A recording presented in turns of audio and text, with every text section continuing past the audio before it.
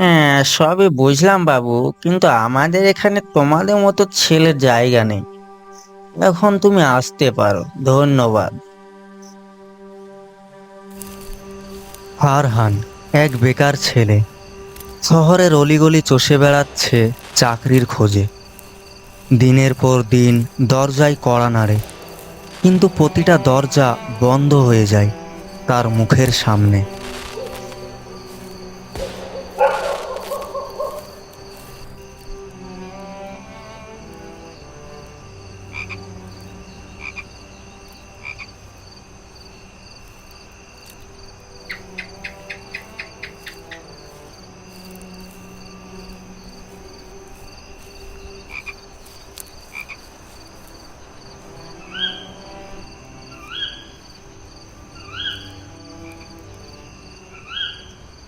ফারহান হাঁটতে হাঁটতে শহরের শেষ প্রান্তে পৌঁছায়। সেখানে দাঁড়িয়ে আছে একটা পুরনো অন্ধকার দোকান। সাইনবোর্ডটা আধা ভাঙা, তাতে লেখা মল্লিক স্টোর। দোকানটা যেন বহুদিন ধরে কেউ ব্যবহার করছে না।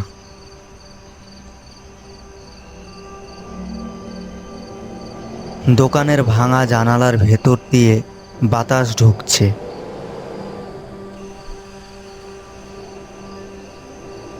ফারহান নিজে নিজেকেই বলে, এখানে চেষ্টা করলে কি ক্ষতি, একবার কথা বলেই দেখি।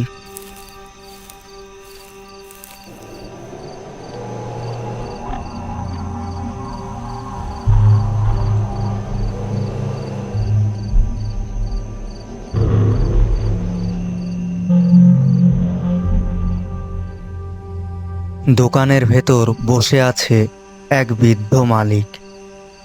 তার চোখে অদ্ভুত দৃষ্টি, ঠোঁটে অচেনা হাসি। কাজ খুঁজছো ছেলে? এসো, আমি তোমাকে শেখাবো। কিন্তু মনে রেখো, এই দোকানের কিছু নিয়ম আছে। পেছনে ঘড়ির কাঁটার শব্দ, হঠাৎ বাতি টিমটিম করে নিভে যায়। সেই দিন থেকে ফারহান দোকানের কাজ শুরু করলো।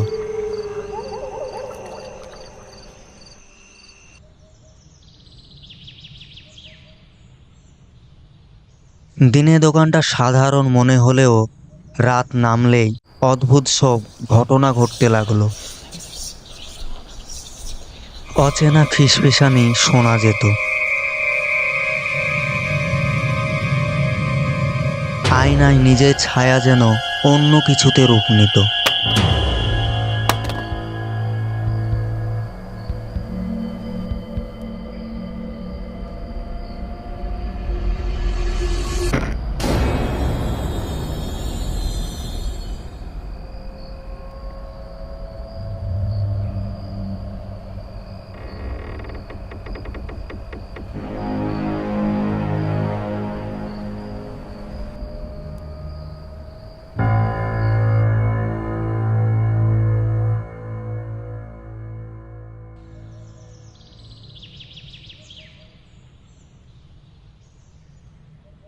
কিন্তু দোকানদার শুধু হেসে বলতো, ভয় পেও না, এরা এই দোকানের রক্ষক। ফারহান ধীরে ধীরে সাহসী হয়ে উঠল। হিসাব করছে, গ্রাহকদের সাথে ব্যবহার শিখছে।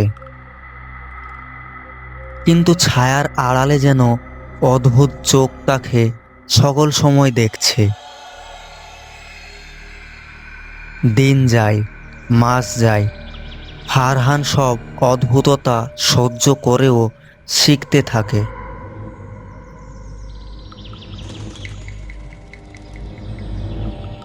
একদিন দোকানদার হঠাৎ অদৃশ্য হয়ে গেল। শুধু রেখে গেল একটা নতুন সাইনবোর্ড, তাতে লেখা ফারহান স্টোর। দোকানের ভেতর এক ঝলক আলো, হাওয়ার ঝাপটা, তারপর শান্ত নীরবতা। সেই রাতের পর থেকে ফারহানের জীবন পাল্টে গেল। দোকান এখন তার হাতে।